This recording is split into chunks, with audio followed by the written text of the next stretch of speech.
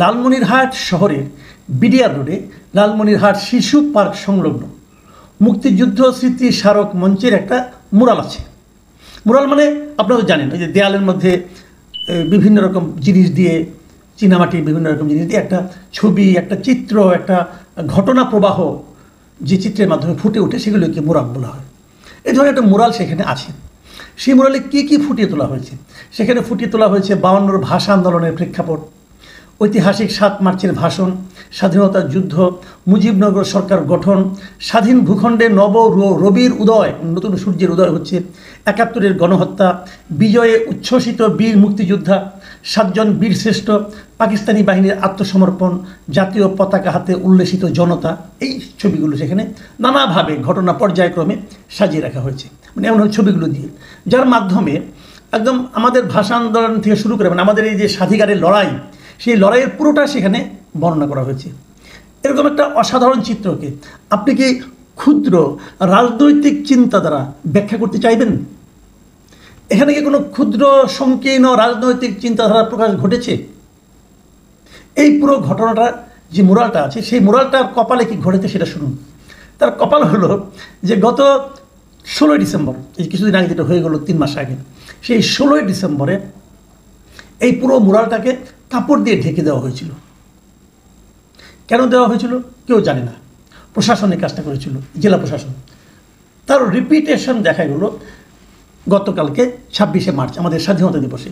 ঠিক স্বাধীনতা দিবসের দিনও এই মুরালটাকে কাপড় দিয়ে ঢেকে দেওয়া হয়েছিল। কেন কাপড় দিয়ে ঢেকে দেওয়া হলো? কারণটা কি? ওখানকার যে স্থানীয় প্রশাসন মানে জেলা প্রশাসক, তাকে জিজ্ঞাসা করা হয়েছিল, আপনি এটা কেন কাপড় দিয়ে ঢেকে দিয়েছেন মুরালটিকে? এই জেলা প্রশাসক HM রকিব হায়দার উনি একটা জবাব দিয়েছিলেন, অসাধারণ জবাব।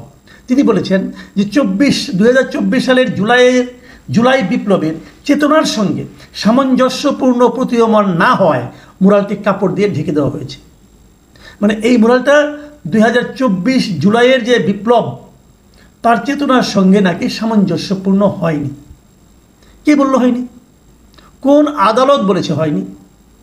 কে অথরিটিটা? কে? মিস্টার রকিব হায়দার, আপনি কি সে অথরিটি? এই জ্ঞান আপনি কোথায় প্রাপ্ত হয়েছেন?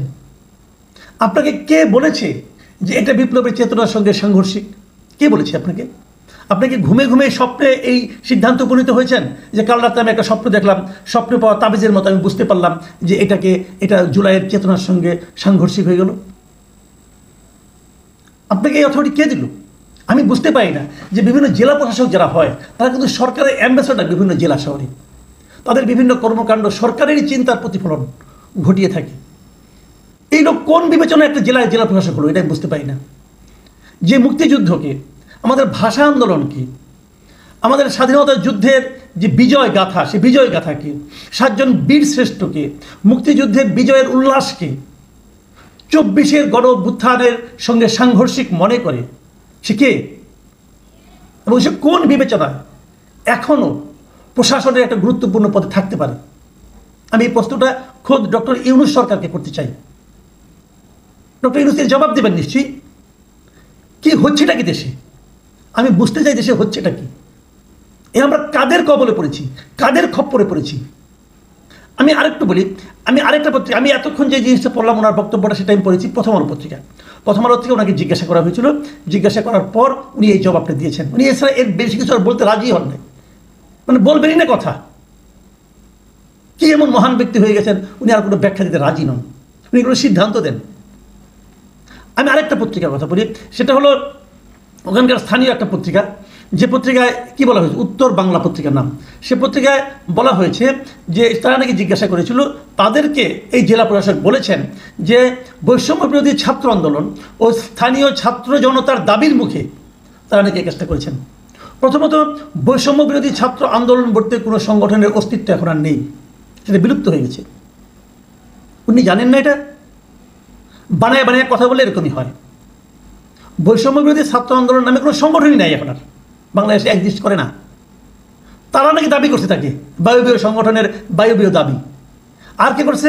স্থানীয় ছাত্র জনতা, তারা নাকি দাবি করছে। দাবিটা কবে করলো, কিভাবে করলো? ওনার কাছে ডকুমেন্ট আছে? স্থানীয় অনেকে এই পত্রিকার পক্ষ থেকে জিজ্ঞাসা করা হয়েছে, তারা বলেছে যে স্থানীয় সূত্রে জানা গেছে, আমি পত্রিকাটা পড়ে শোনাচ্ছি আপনাদের, স্থানীয় সূত্রে জানা গেছে স্বাধীনতা দিবসের আগে বৈষম্যবিরোধী ছাত্র আন্দোলন বা স্থানীয় ছাত্র জনতার কাছ থেকে এ সংক্রান্ত কোনো দাবি সম্বলিত বিক্ষোভ বা মিছিল দেখা যায়নি, কেউ বলতে পারেনি। তাছাড়া এই মুহূর্তে সেখানে কোনো সংস্কার কাজও চলছে না বলে স্থানীয়রা দাবি করে, মানে ওই যে মুরালটা তার আশেপাশে কোনো ধরনের সংস্কার কাজ যদি চলে সেক্ষেত্রে হয়তো ঢেকে দেওয়া যেতে পারে, তাও চলছে না। তাহলে এই ডিসি সাহেবকে কীভাবে উনি কি স্বপ্নে ওনাদেরকে দেখেছিলেন? ওনার স্বপ্নে বৈষম্যবিরোধী ছাত্র আন্দোলন আসছিল, এই অজুহাতে, এইরকম একটা খোরা অজুহাতে তিনি এই কাজটা করেছেন। এবং আমি মনে করি উনি আমাদের মুক্তিযুদ্ধের চেতনা বিরোধী এবং আমাদের প্রয়োজনে আমি মনে করি রাষ্ট্রবিরোধী একটা কাজ করেছেন। আমি মনে করি রাষ্ট্রের অস্তিত্ব যে চেতনার উপর নির্ভরশীল, উনি সেটাকে অপমানিত করেছেন, পদদলিত করেছেন। এটা নিয়ে স্থানীয় লোকের মধ্যে নানা ধরনের প্রতিক্রিয়া দেখা গেছে। সে পত্রিকাগুলো আমি নতুন করে বলতে চাই। অনেকে বলেছেন, কেউ বলেছেন, একজন লোক তো উনি তো খুবই গুরুত্বপূর্ণ কথা বলেছেন, যেমন উনি লালমনিরহাট সম্মিলিত সাংস্কৃতিক ফোরামের সাধারণ সম্পাদক সুফি মোহাম্মদ, উনি একটা ফেসবুক লিখেছেন, এটার উপর স্ট্যাটাস লিখেছেন, এবং সেখানে উনি লিখেছেন লালমনিরহাট শিশু পার্ক সংলগ্ন মুক্তিযুদ্ধের স্মৃতি স্মারক মঞ্চে স্থাপিত মুরাল স্মৃতি স্মারকটি যদি চলমান সময়ের জন্য অনুপযুক্ত হয়, প্লিজ কর্তৃপক্ষ মুরালটি ধ্বংস করে দিন। তবু সারা বছর সবার জন্য উন্মুক্ত রেখে বিশেষ বিশেষ দিনে কাপড় দিয়ে ঢেকে সার্কাস করবেন না। কাকে বলেছেন? এই সার্কাসটা কে করলো? এই প্রশ্নের জবাব কে দিবে? দেশ কি পেছন দিকে হাঁটছে? আমাদের মুক্তিযুদ্ধ, আমাদের ভাষা আন্দোলন কি ভুল ছিল? এবং সেই ভুল ধরিয়ে দেওয়ার জন্য এই সমস্ত রাকিব হায়দাররা কি দায়িত্ব নিয়েছে? এই দেশটাকে হাওয়ার উপরে চলবে? দেখুন প্রিয় দর্শক, আমি কিন্তু আসলে একটু উত্তেজিত এবং আমি বিরক্তও বটে যে কাদের হাতে আমরা দায়িত্ব দিয়ে রেখেছি। এই সমস্ত অযোগ্য, অথর্ব, পশ্চাৎপদ চিন্তার অধিকারীরা কী করে দায়িত্বশীল পদে থাকে, এটা বুঝতে পারি না। দেখুন, আমি এর সঙ্গে আরেকটা জিনিস একটু পড়তে চাই, এটাকে আপনারা এর সঙ্গে মিলাবেন না, কারণ আমি এর সঙ্গে মিলাচ্ছি না, কিন্তু আমি বুঝাতে চাচ্ছি, বলতে চাচ্ছি, আপনাদেরকে অবহিত করতে চাচ্ছি যে দেশে আসলে মুক্তিযুদ্ধকে ভুলিয়ে দেওয়ার চেষ্টা চলছে। আমাদের মহান মুক্তিযুদ্ধ, যার উপর দাঁড়িয়ে আছে আমাদের দেশ, তাকে ভুলিয়ে দেওয়ার একটা প্রচেষ্টা চলছে এখানে। যেমন ধরুন, আমি যে খবরটা এখন পড়ব সেটা হলো, গতকালকে জামাতে ইসলামের সেক্রেটারি জেনারেল মিস্টার গোলাম পরোয়ার তিনি কি বলেছেন? উনি স্বাধীনতা দিবস উপলক্ষে জামাতে ইসলামের ঢাকা মহানগরীর দক্ষিণের উদ্যোগে আয়োজিত একটা আলোচনা সভায় তিনি বলেছেন, যারা মুক্তিযুদ্ধ, আমি ওরা কোট আনকোট পড়ে শোনাচ্ছি, যারা মুক্তিযুদ্ধ করেছেন, এর চেতনার ফেরি করে বেড়াচ্ছেন, তাদেরকে বলবো, মানে দুই ধরনের লোককে বলবেন উনি।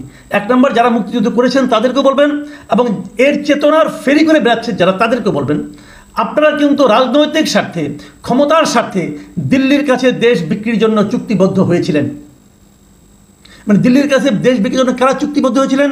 উনি যদি বলতেন যারা নাকি মুক্তিযুদ্ধ করেছেন তারা, যদি যারা নাকি মুক্তিযুদ্ধের চেতনা ফেরি করে বেড়াচ্ছেন, যদি তাদের কথা বলতেন আমার কোনো আপত্তি ছিল না। উনি প্রথমে বলেছেন যারা মুক্তিযুদ্ধ করেছেন এবং যারা এই চেতনা ফেরি করে বেড়াচ্ছেন, তারা যারা মুক্তিযুদ্ধ করেছেন তারা কি দেশ বিক্রির জন্য চুক্তিবদ্ধ হয়েছিলেন? আরও লিখেছেন উনি, সেদিন বাংলাদেশের প্রকৃত স্বাধীনতা অর্জিত হয়নি। গোলাম পরোয়ার, অর্জিত হয়েছে কিনা সেটা আপনার কাছে শিখতে হবে, আমাদের এটা আপনার কাছে শিখতে হবে। প্রকৃত অর্জিত হয়নি উনি বলছেন। তারপর বলছেন, যে কারণেই 24-এর গণ অভ্যুত্থানে দেশের কোটি কোটি মানুষ বলেছে এটাই আমাদের দ্বিতীয় স্বাধীনতা। মানেটা কি? মানে উনি কি 71-এর স্বাধীনতার সঙ্গে 24-এর গণ অভ্যুত্থানকে প্যারালাল নিয়ে আসছেন? অথবা উনি কি বলতে চাচ্ছেন যে 24-এর গণ অভ্যুত্থানের মাধ্যমে ওই স্বাধীনতা পরিপূর্ণতা লাভ করলো? তাহলে সেই স্বাধীনতা আমরা এখন, আজকে তো 7 মাস হয়ে গেছে, আমরা কি ভোগ করছি? গত 7 মাস ধরে আমরা যেটা ভোগ করছি, আমরা সেখানে 71-এর পরাজিত শক্তি যারা এই গণহত্যার সঙ্গে জড়িত ছিল তাদের উল্লাস দেখতে পাচ্ছি।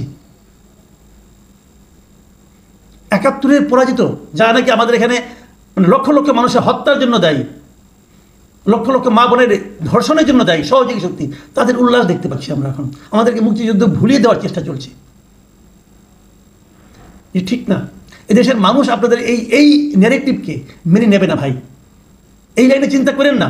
আমার ধারণা ওই যে জেলা প্রশাসক লালমনিরহাটের, উনি এই গোলাম পরোয়ারের বক্তব্য দ্বারা মনোজগতে, মানসিকভাবে এই বক্তব্য দ্বারা উনি প্ররোচিত এবং প্রভাবিত।